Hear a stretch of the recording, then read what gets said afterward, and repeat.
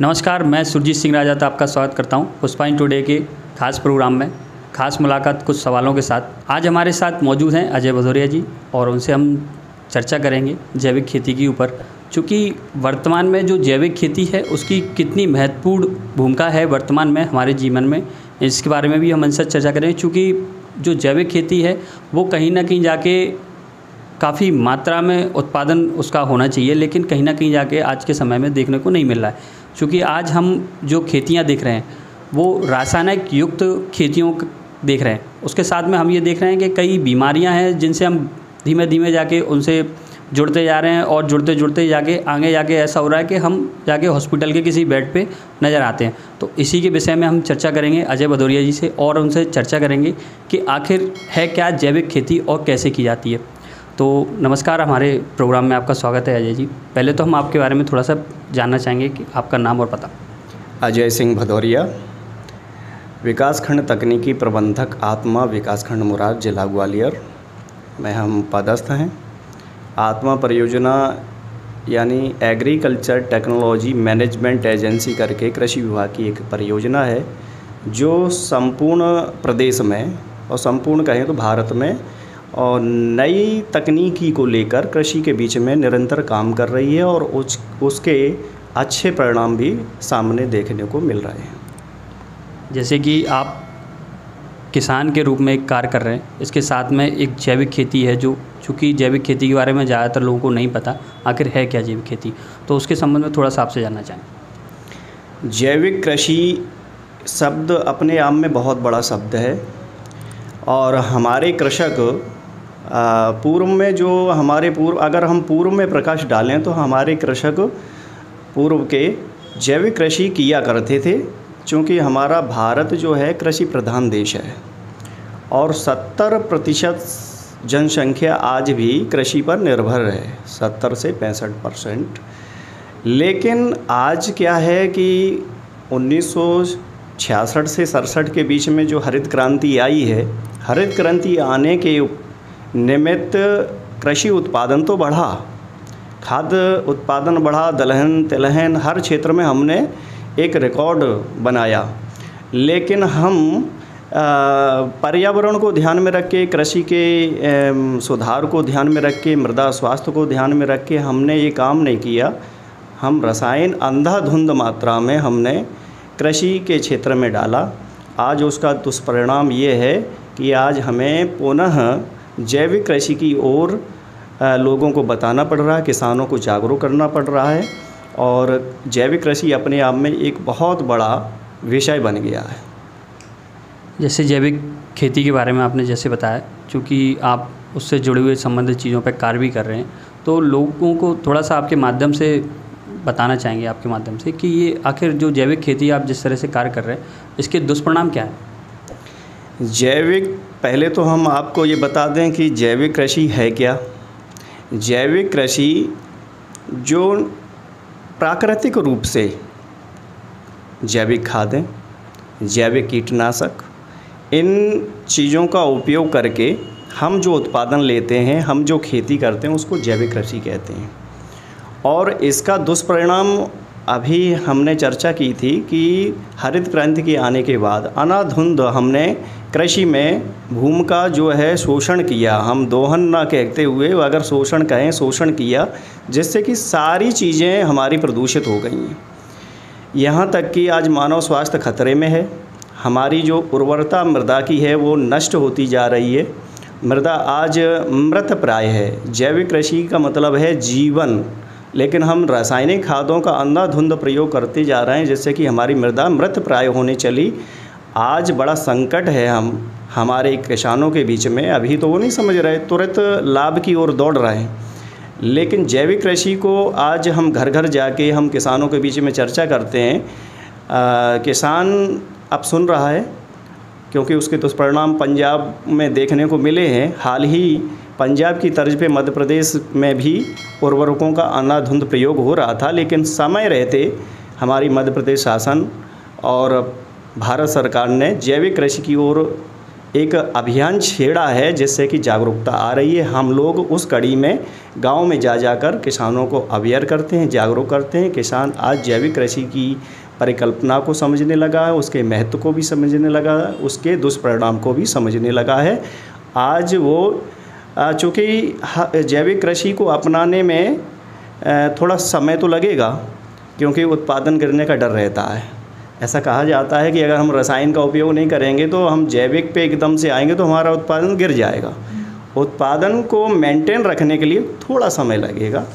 4 से 5 वर्ष में हम धीरे धीरे किसानों को जैविक कृषि की ओर ले आएंगे, जिससे हमारा वातावरण, हमारी मृदा, हमारा जल, सारी चीज़ें ठीक होंगी। एक प्रश्न आपसे, जैविक खेती जो होती है इसके कई प्रकार होते हैं या एक ही तरह से खेती की जाती है इसकी? जैविक कृषि के कईयों प्रकार के रूप में कर सकते हैं हम, चूँकि जो प्राकृतिक रूप से हमें कृषि के क्षेत्र में जो संसाधन उपलब्ध होते हैं, जैसे कि जैविक कृषि करने में गऊ का, देसी गाय का बहुत ही बड़ा महत्व है।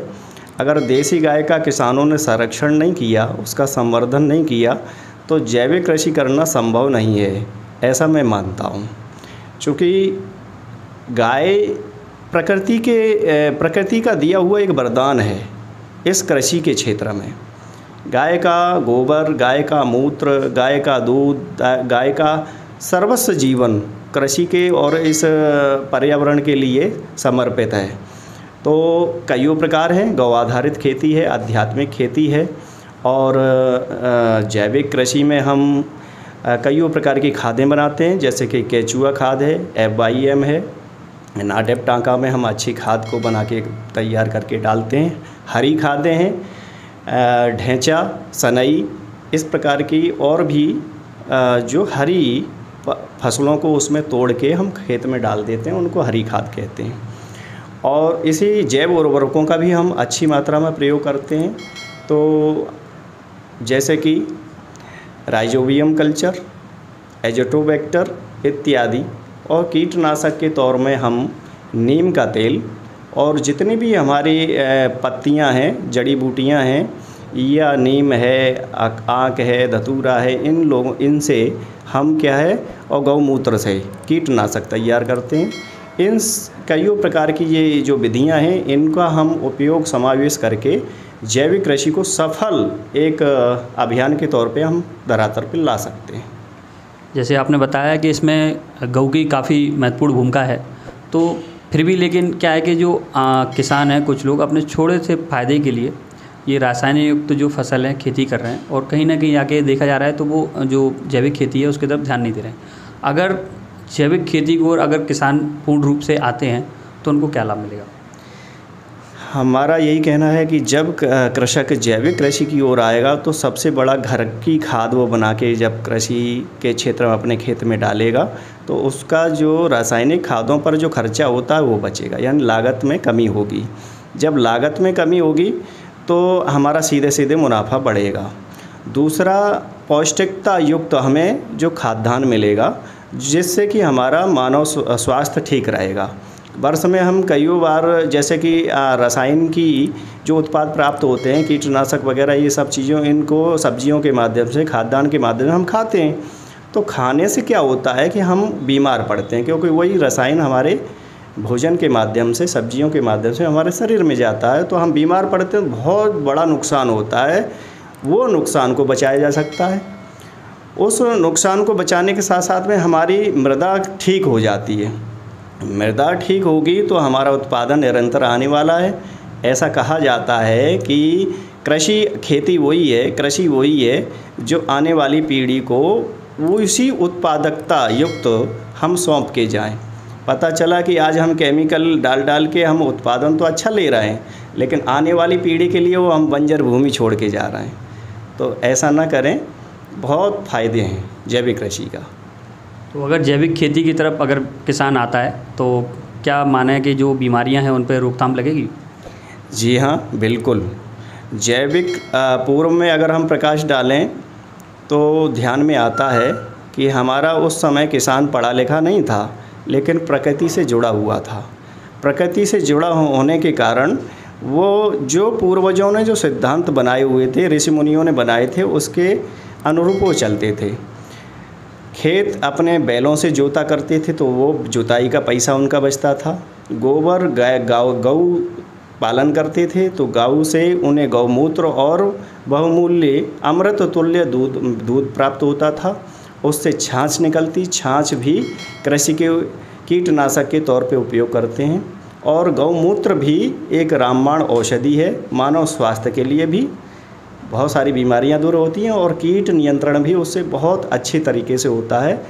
तो ये सब चीज़ें जब वो घर पे ही कर लेते थे तो यानी उनका जो लागत में खर्च होने वाला था, संपूर्ण पैसा उनका बचता था और खुशहाल जीवन जीते थे।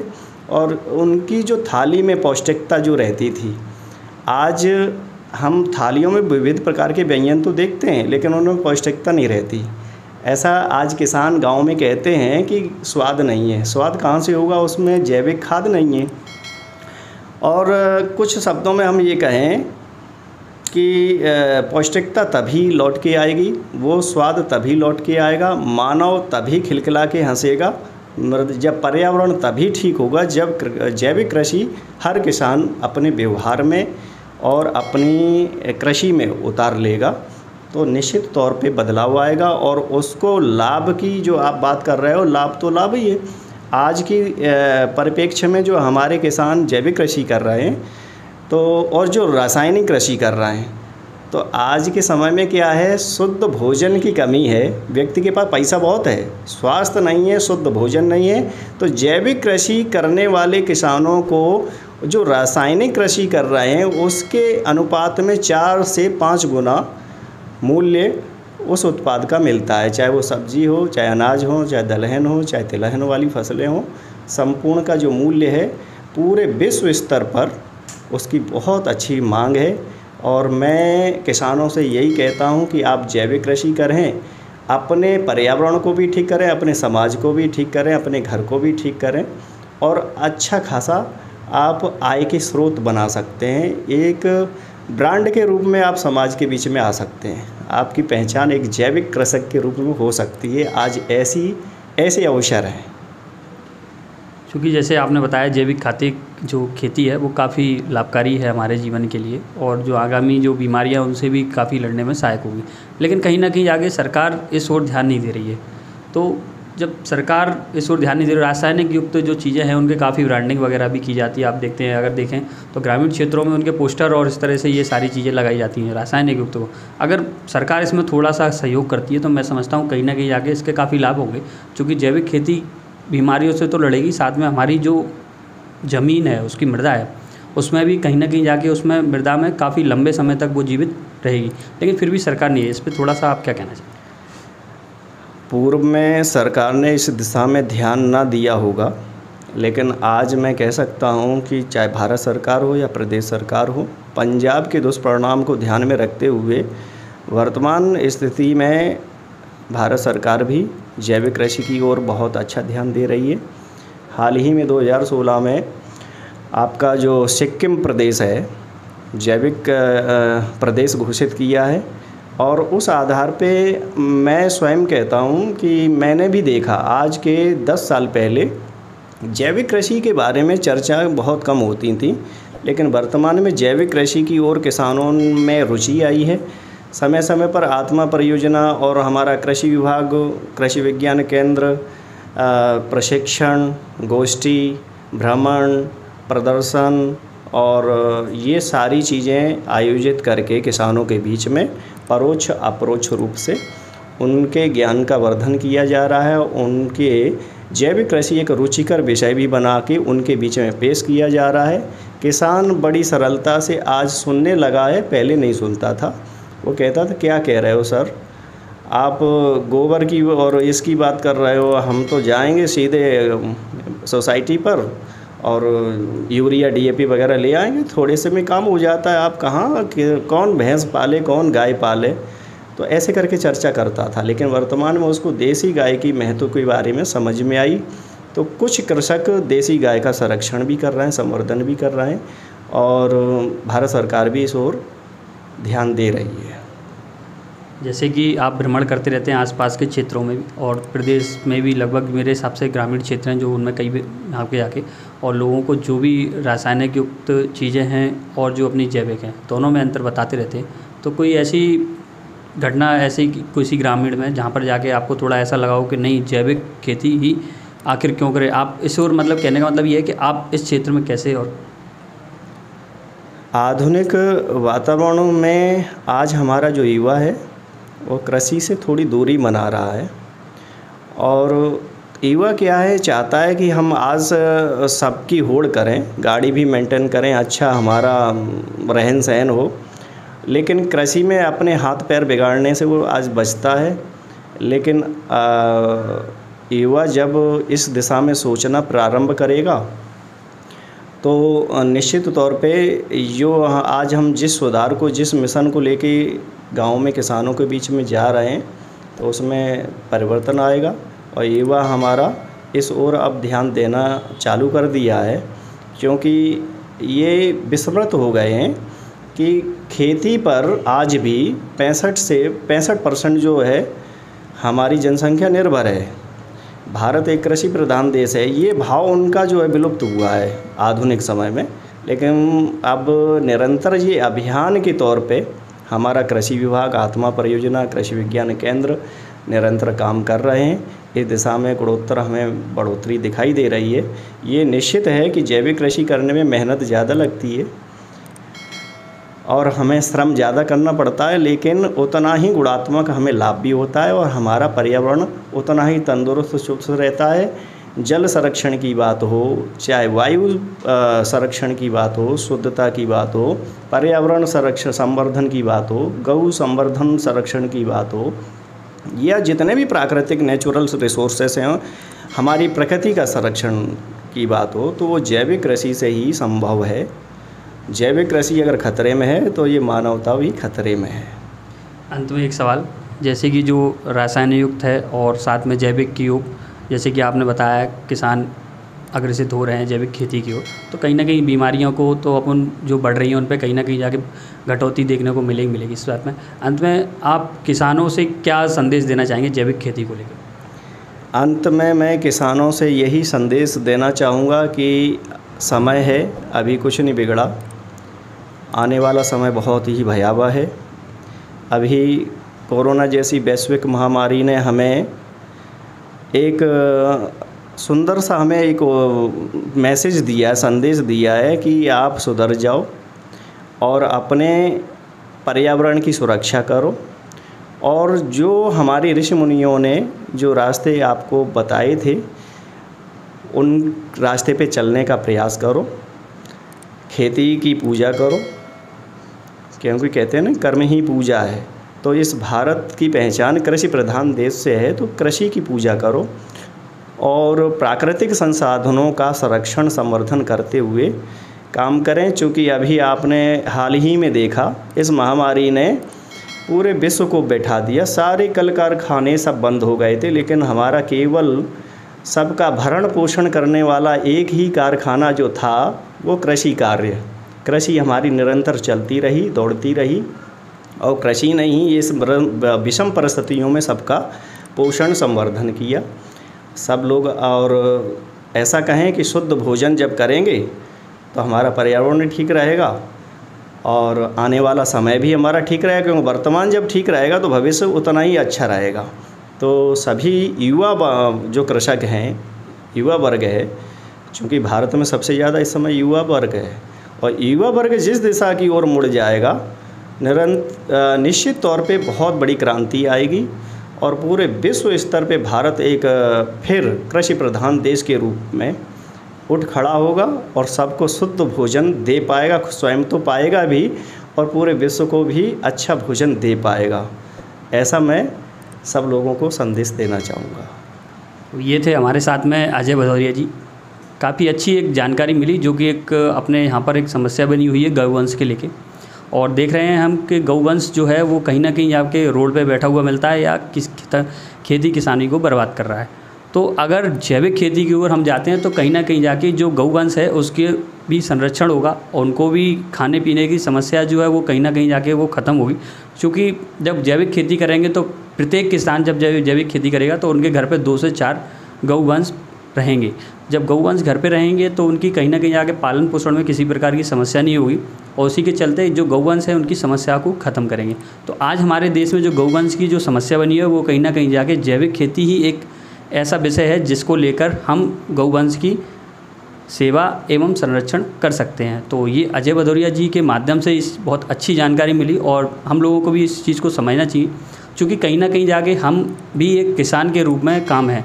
मैं भी एक किसान का पुत्र हूँ और आप भी कहीं ना कहीं जाके किसान के पुत्र हैं। अगर जैविक खेती को आप जितना ज़्यादा बढ़ावा देते हैं तो हम समझते हैं कि अपना जीवन जो है वो कहीं ना कहीं जाके सुरक्षित कर रहे हैं।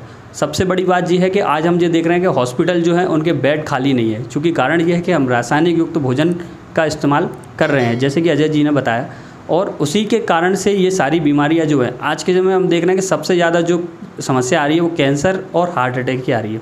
वो कहीं ना कहीं जाके हमारे खान पान की वजह से ही ये स्थिति बनी हुई है, क्योंकि आज हमारे बीच में जो भी भोजन परोसा जा रहा है वो रासायनिक युक्त परोसा जा रहा है।